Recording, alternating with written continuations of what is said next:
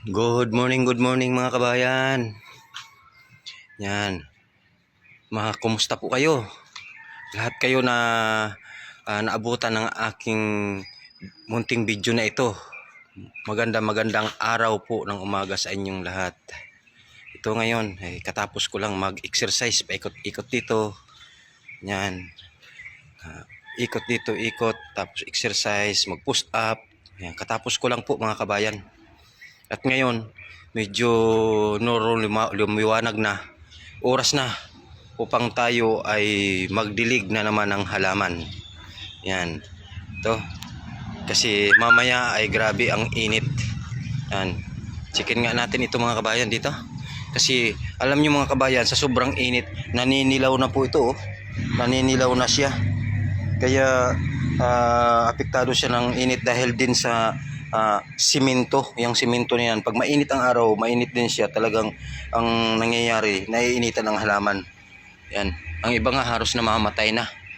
Yan o. Apektado siya dahil sa lakas ng init. Kaya ang karamihan dito naninilaw.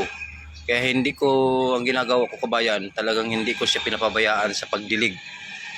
Para sa ganun, meron siyang resistensya na panlaban sa sikat ng araw. Tara, kuhan tayo. Magdilig tayo mga kabayan. Samahan mo po ako.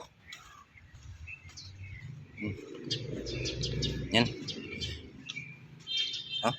Para sa ganun ay sumigla naman ang halaman ko at may panglaban mamaya. Buksan natin ang gripo. Yan, lakas oh. Yan. Yan, ayusin natin ang hose. Kasi ang hose ay talagang kuan. Yan. Kabayan. Yan to. Kuan natin to. Ay. Pilo siya, napilo. Mahina, humina ang tulo dahil sa naipit yung wire ay yung hose. Yan. Hindi pa ako nakapagtapon ng basura, ang dami pang basura.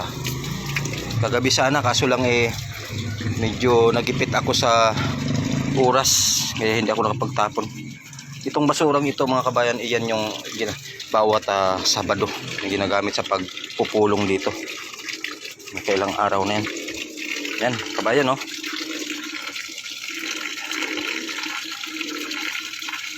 Yan. Dinadamihan ko talaga ang pagdilig. Kasi ganun talagang hindi naman magreklamo itong aking mga halaman. Hehehe. Yan.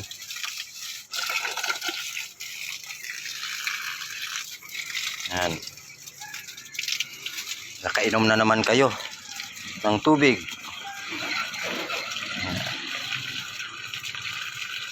Buti pa kayo, maaga kayong naliligo. Samantalang ang nagbibisibi sa inyo ay tanghali ng maligo.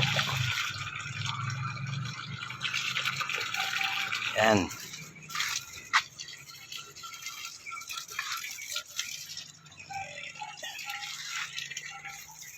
Yan mga kabayan no.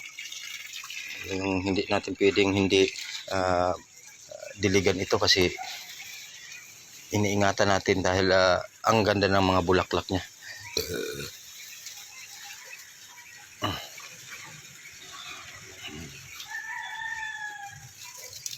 Yan. Pag napuno na yan ng tubig, tama na.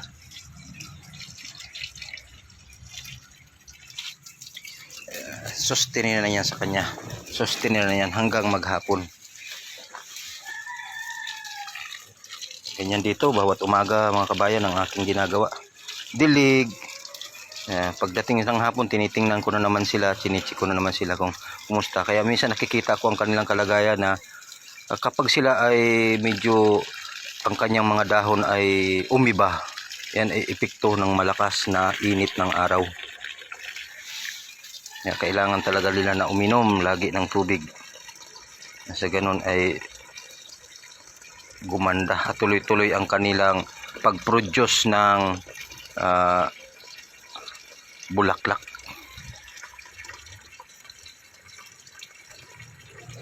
Yan.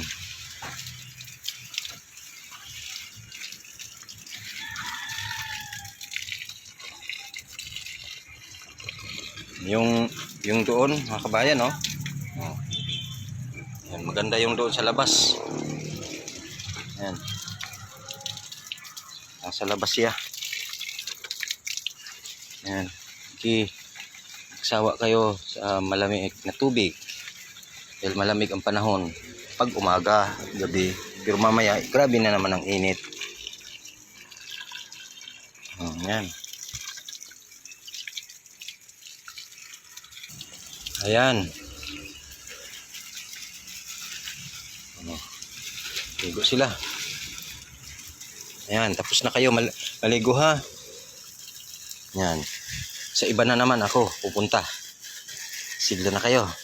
Punta tayo dito sa kabila. Diliganin natin to.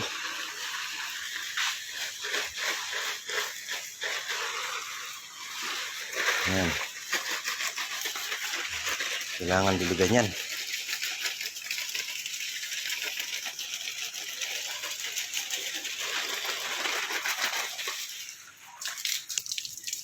Yan, sige, inom kayo ng tubig. At mamaya, uhawin na naman kayo.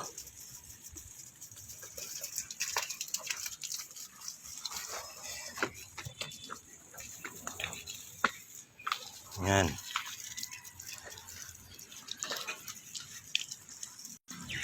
Yan, sige. Yan, sarap maligo pag umaga.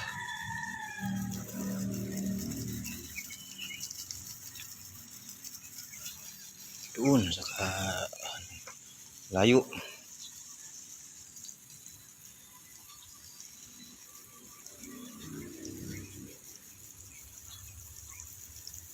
Para sa ganun ay mapresko kayo.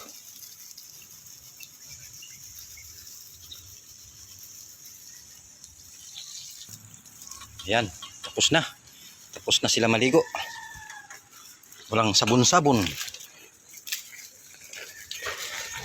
Dagdagan natin to. At ito ay malakas uminom.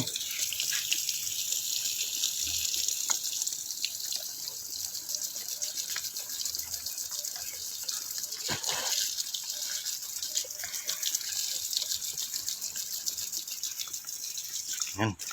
Tapos na sila, tapos na.